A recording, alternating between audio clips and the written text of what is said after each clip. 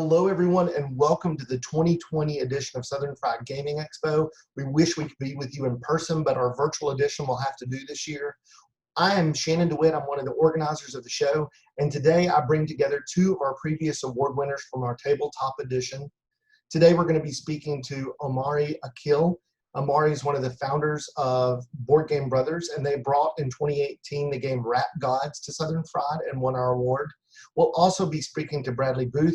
Brad brought together a game last year for the show for 2019 called Fill in the Game, and we're excited to see where both of these games have come. So welcome, Omari. Hey, man, how's it going? Hey, I'm doing pretty good. How are you? Staying busy as best as I can be, right? Right. Yeah. Same here. Yeah. I love your game collection behind you and those cool kicks. I'm a little jealous. Oh yeah, I put those up. I had to move my studio to a different room, and it was just a different orientation. I was like, oh, I gotta figure something out. And so the shoes were just in my room, and they actually didn't really have a good place in the new room. So I was like, well, they're gonna be my background. Nothing wrong with that. Absolutely. Yeah. So I don't know if everyone on our show has had a chance to actually see you. I know some people got a great look at the game 2 years ago, 2018, when you were at the show and got to see it and play it. So why don't you give me a little background about you and Board Game Brothas and your actual brother that helped with the game? Just give us a little history of where this came from. Yeah, sure.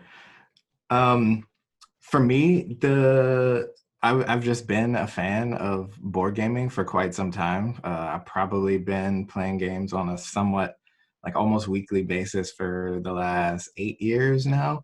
Nice. And about, I guess, 3 years ago, my brother just randomly mentioned an idea about a hip hop game.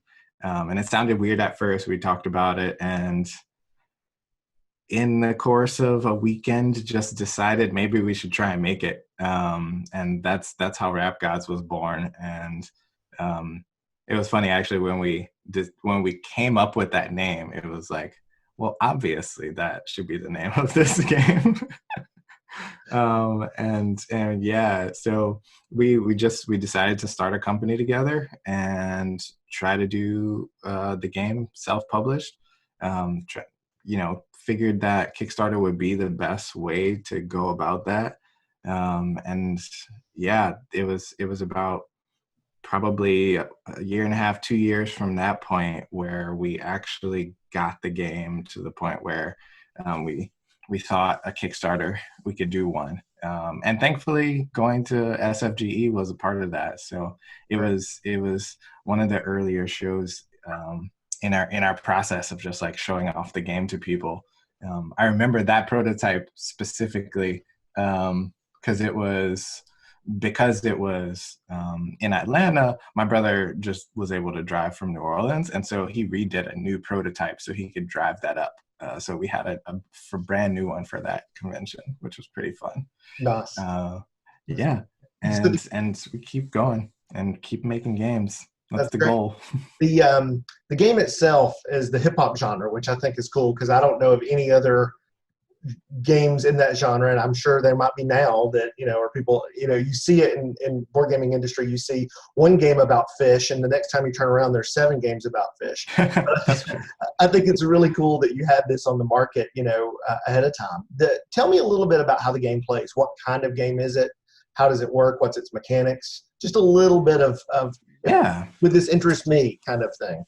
Yeah, so we really made Godz to be very accessible because we were introducing kind of a new theme, and so we potentially were going to see a lot of new gamers be interested in this.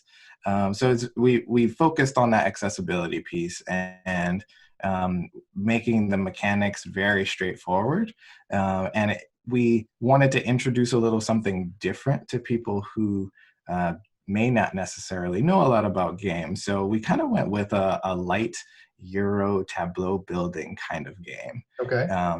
Just to introduce new mechanics to people who may not be familiar with games. And the premise is you are a artist starting out your career, and you are playing cards, and those cards kind of build out your tableau, and the tableau is like your career timeline. So you can see all of the things that you've done throughout your career.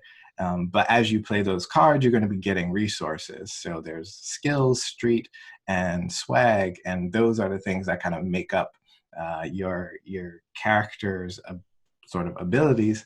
And we'll guide the gameplay, and each character has their own goals that they're trying to achieve. And so how you manage to play those cards of different types to gain different resources will ultimately, hopefully, let you achieve your goals, take over cities, because those are kind of up for grabs in the game, and hit any career milestones that are out.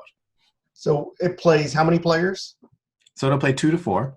Okay. And it's roughly, each player essentially gets 15 turns in the game. And so it's about 15 minutes per player. So 30 to 60. Yeah. Do I have an opportunity to take down all my opponents? You do. You have a little bit of that. Yeah, we have a beef mechanic, so you can start beef, which the beef cards are basically just like bad events that can happen in your career that you can kind of inflict on someone else, but they also can backfire and end up in your career and something that negatively affects you. So you got to be careful when you use it, but it is pretty valuable and pretty fun. Usually the stakes get raised very quickly when beef starts. When I throw a lip syncing card at you, or yeah, we do have one of the beef cards is a failed lip sync. There you go. Yeah, that's great. That's awesome. So you came to SFGE in 2018, and you won our Indie Tabletop Gaming for that year. SFGE's tried in the last 4 years to really ramp up indie and ramp up tabletop altogether, and we were super excited for you to be part of that year. How did it feel to take away our award that year, being one of your early shows? I mean, it was fantastic. It was funny because we didn't even know about the awards, or we didn't really know about the judging or how any of that was going to work. What was our first year with that? Yeah. We were just kind of showing off our game, and we were so excited to be there because, we had kind of talked beforehand, and you were explaining that the show was expanding their tabletop. So I was really excited to also be a part of that at a convention that's very accessible to us. With me in North Carolina, my brother in New Orleans, like SFGE in Atlanta was kind of a sweet spot for us. Good. So it was really, really exciting to win that. And actually, a friend of mine who I brought to help show off the game was the person who was told, and they gave her the award. And she was running up to us and like, oh my God, you guys won the best indie tabletop game for this year. And yeah, we were so excited. And I mean, that still excites us to this day, because that moment really gave us the validation that we needed, that the game was ready for prime time. And so from there, we really kind of just decided to go forward, and we knew all we had to do at that point was polish it. It was where it needed to be in terms of just providing a good, fun experience for people that they wanted to have again. So it was great moving forward from that. So after the show, not long after the show, you tested some more and you went to Kickstarter with it, right? Decided to kickstart it. How did the Kickstarter go? It was a challenge. Running our first Kickstarter, there were so many things that we didn't know, and even though we were out asking a lot of questions and reading a lot about the process, there's still so many pieces to it, and it was so incredibly challenging. And our first day, we felt really good. We got about, I want to say, like 40% to our goal in the first day. And 50 was our benchmark. We wanted to at least get halfway there. We were a little short, but we figured that was probably enough to get us to the goal. And it was 30 days, and it was a long, grueling 30 days. And that middle, 20 days is brutal.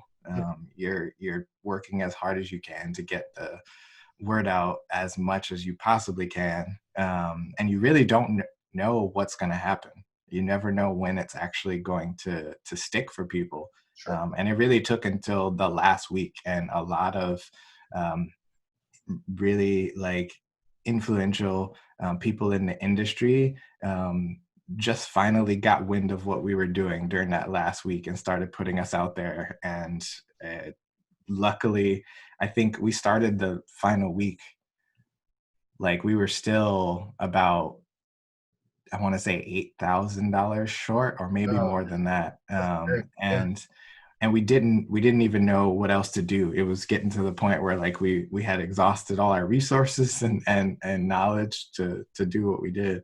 But it worked out. Like final hours, we hit our goal, I think, on the second to last day. And yeah, that just put us over. That's great. But we did it. So the game's now been printed and shipped. So what's the status of Rap Gods now? Yeah, so the status of Rap Gods now is pretty wild. We printed and shipped at the beginning of this year when we got all of our copies out to backers. And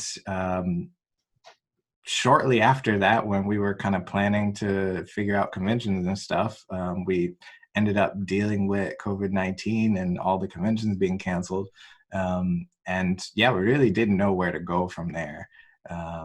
And this last month, actually, the gaming community kind of rallied around us and rallied around our game and rallied around doing some charity for Black Lives Matter. And that basically sold all of the games that we had, because we were as a community, we were donating $100 for every copy that was sold for the game that's only $60 MSRP. So people were doubling their money and getting it to a good cause, which is pretty cool. That's absolutely wonderful. I'm sad there's not copies now. People are going to want to buy a copy. Maybe a second printing sometime.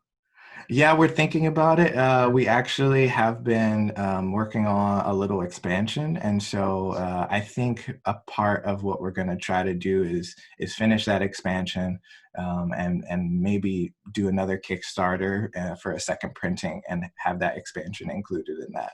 Because we don't want to rush into reprinting.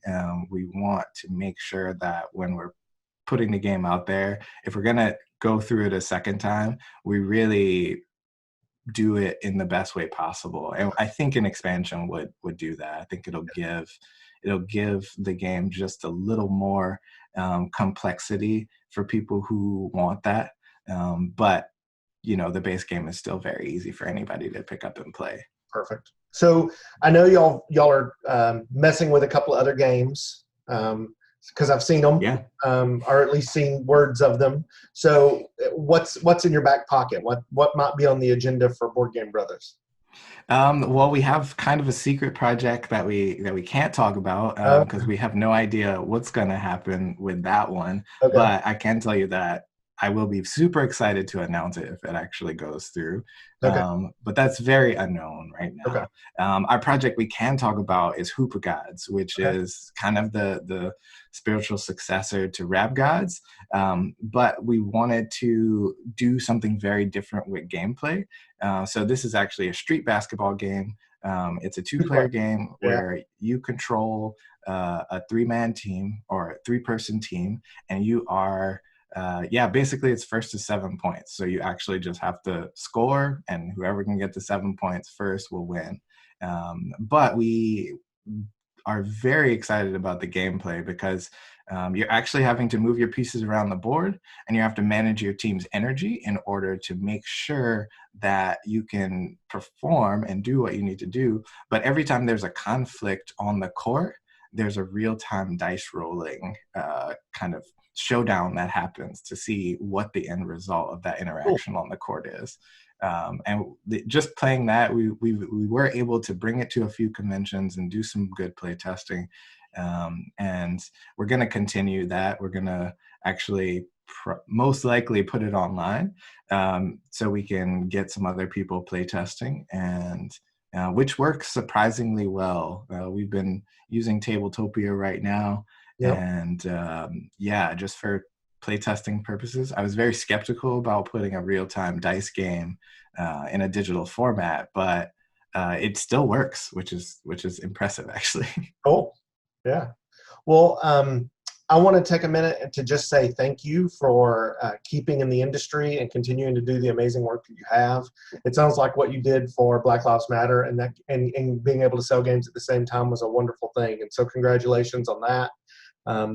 And I want to get you back to Atlanta. I want to bring you back to the ATL at some point. So hopefully things get better and we can have you back out to the show in the future.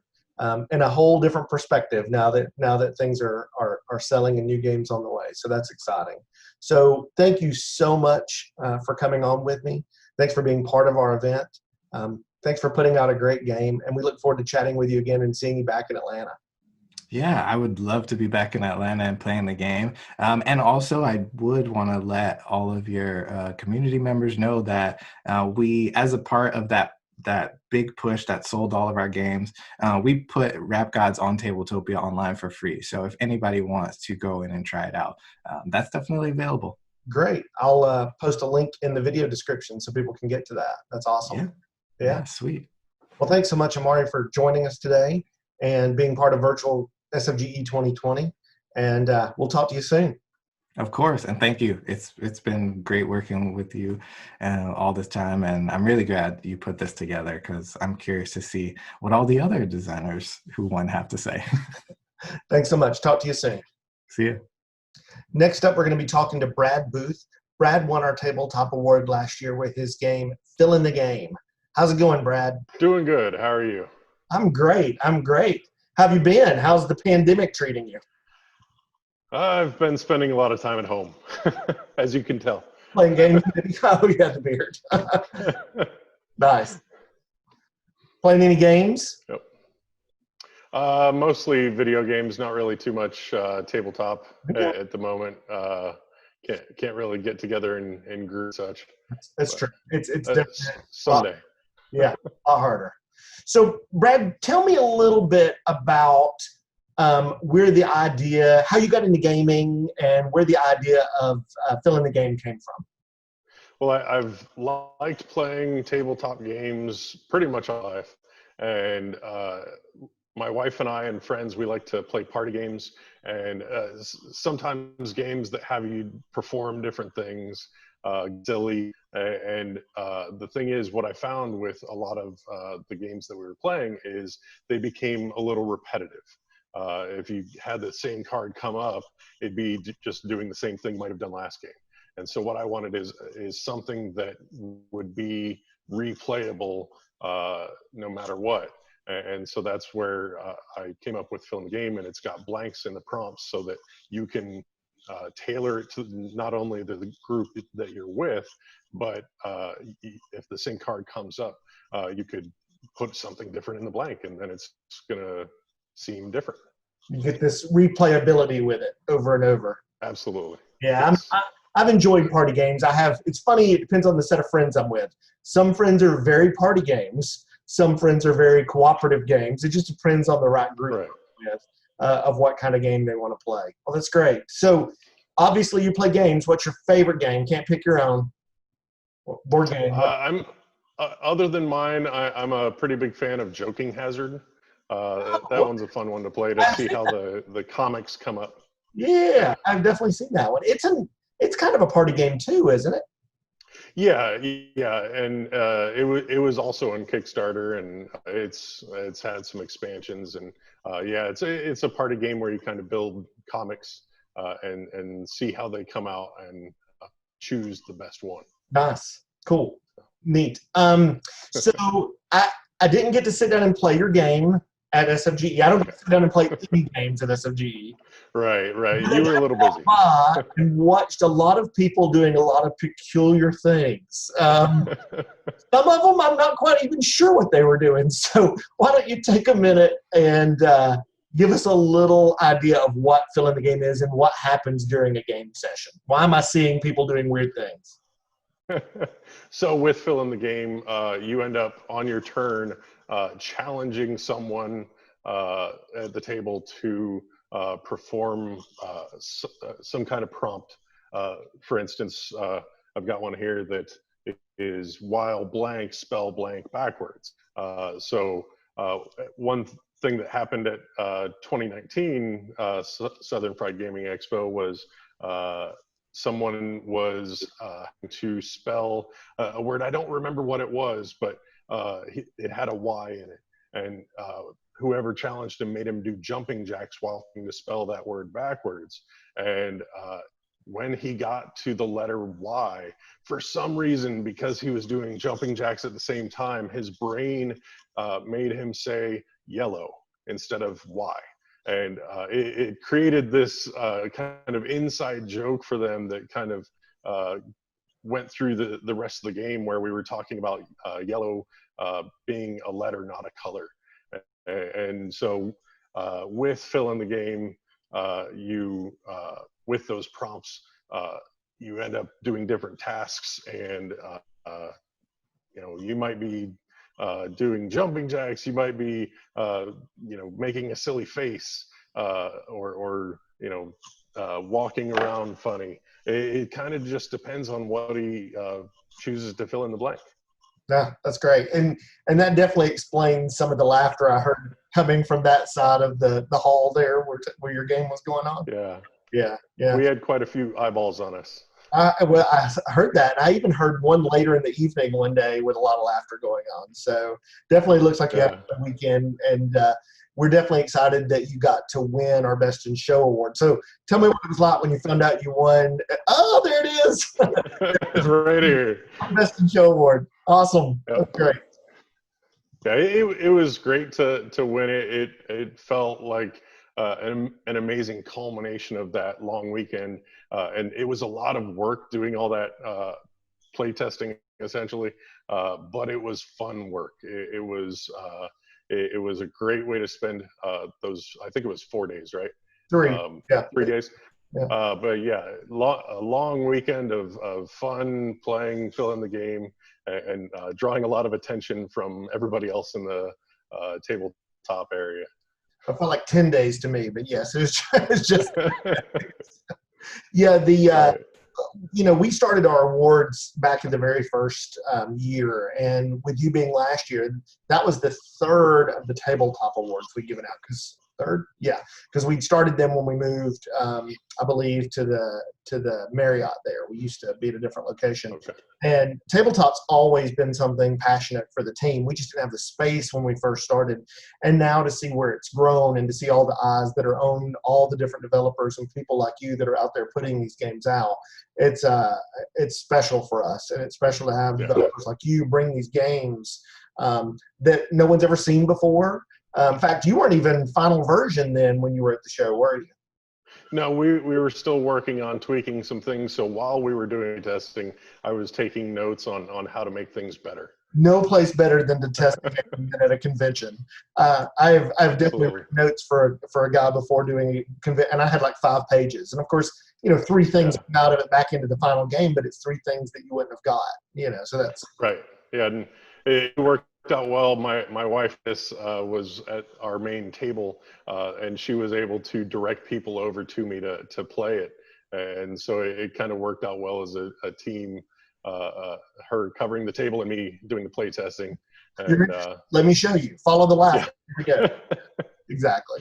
Absolutely. So, I know you kickstarted the game and it was successful, and you published, and it's out now, and you've shipped. What's the status of the game right now? So it's out to all the Kickstarter backers, and now it's for sale on foolish.media. No, the .media is like the .com. It's just foolish.media. So I'll link that here so people can have access to that if you want to get the game. Maybe you can find a video of somebody playing it out there. I'll throw in here if I can find one. That'd be great. Yeah. So have you actually got to play the final game since it just came from Kickstarter? Well, so not getting together in groups yet. We have been able to play it on Zoom. Okay. It works out fairly well. What we essentially did was make a table, and we had our camera up higher so that other players could see the table. And we had pieces of paper with people's names on them, like a marker to show whose turn it was. Right. And essentially, I was kind of organizing the game and pretending to, or drawing for someone who would then, they get to choose what fills, who they challenge and what fills in the blank. So it works fairly well. There are some cards that we kind of took out because they don't work well in a video streaming environment, but we were able to play, have a great time. We did that on my 40th birthday a couple weeks ago, so it was a lot of fun.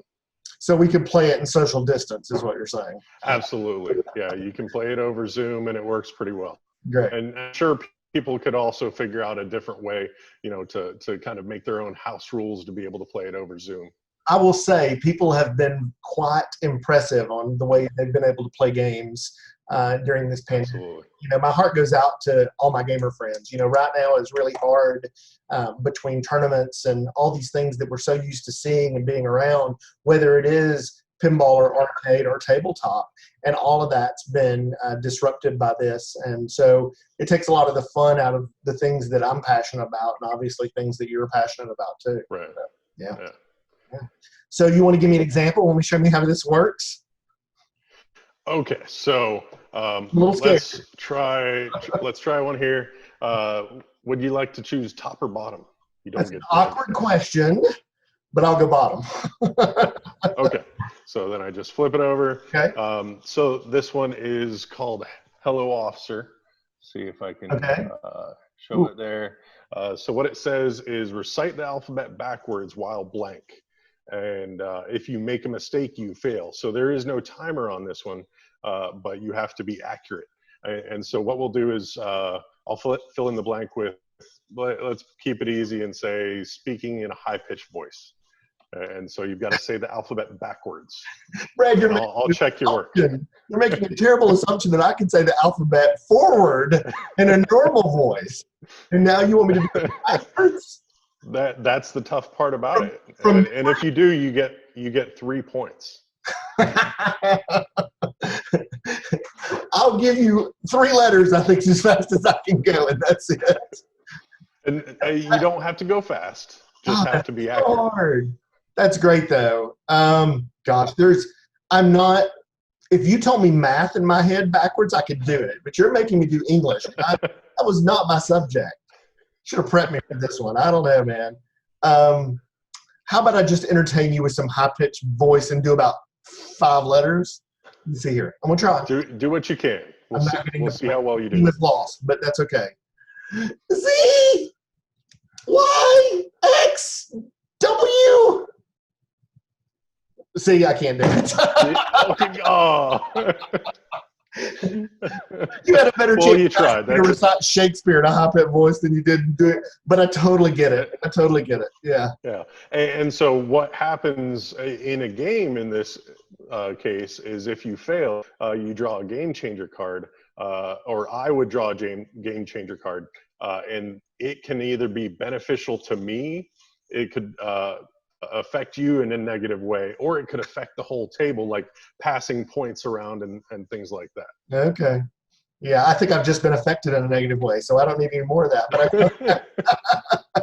I totally get it. You know, this is definitely one of those games that you have your friends over and have a beer and get a good laugh out of, and I think absolutely. I think it totally fits right into that market, and I think it sounds like a lot of fun with a lot of people. You know, I'm around a lot of people from college that I'm still hanging out with, that are my drama friends and my music friends and the people that talk really loud and really fast, and they would absolutely love this kind of game. So and you can also, because it's all blanks, you can also take it and play it in a family, you know, keep it family friendly type of environment. And then also play it with your drunken college friends. In the after dark version. I got it. Okay. Absolutely. And it all starts off family friendly. It just depends on what you fill in the blank with. Right. Exactly. Well, this is great, man. I'm so glad to see that the game has matured from SFGE and went to final print and kickstarted and been shipped. And, you know, you hear so many stories of things that, you know, get stranded out there, and looks like we picked a great winner for our 2019 Tabletop Award. So congratulations to you, Brad. Hopefully we'll see another game from you at some point soon. Get this one out of the system. Eventually. Yeah, breathe a little and then pick your next masterpiece to go after. I want to take a few minutes and just thank you so much for being on with us today. We're going to link in the description how to purchase the game if that's something people are interested in. But thanks for coming to SFGE. Thanks for being part of the event. Thanks for supporting the show. I see the shirt. Yeah, look at that. Limited edition. Yeah, I have like 20 left and we're out of the box. Yeah, we weren't kidding. Mainly because I don't need an inventory of 500 extra shirts. Right. Yeah. So, but honest to goodness, yeah. Thanks again, and we look forward to seeing it on the store shelves. Maybe we'll see. Awesome. Talk to you Thank soon. you. Thanks, man. Bye. Pitch me your original screenplay about dancing frogs. Think West Side Story, but with frogs. We start in New Jersey, and there's giant toads hanging off of the fire escapes, just making frog sounds out to all of the people of the surrounding area, and it's a full sing-along, and there's hundreds of frogs lined up. We're gonna have to pay a lot of money for like an animal trainer to make sure we have thousands of toads ready for this, but of course we're gonna have like the star toad, you know, the main like kind of Romeo and Juliet. You're gonna have one toad and one frog, and then they're gonna fall in love, and then it's gonna be a good love story, but you're also gonna have like the battle, like in West Side Story, of the two competing factions in New York of the frogs fighting each other for control of the pond. At the end, the male love interest dies and the female is heartbroken. He croaked. Yes, he Oh, croaked. brilliant. Oh my God. Missed that one.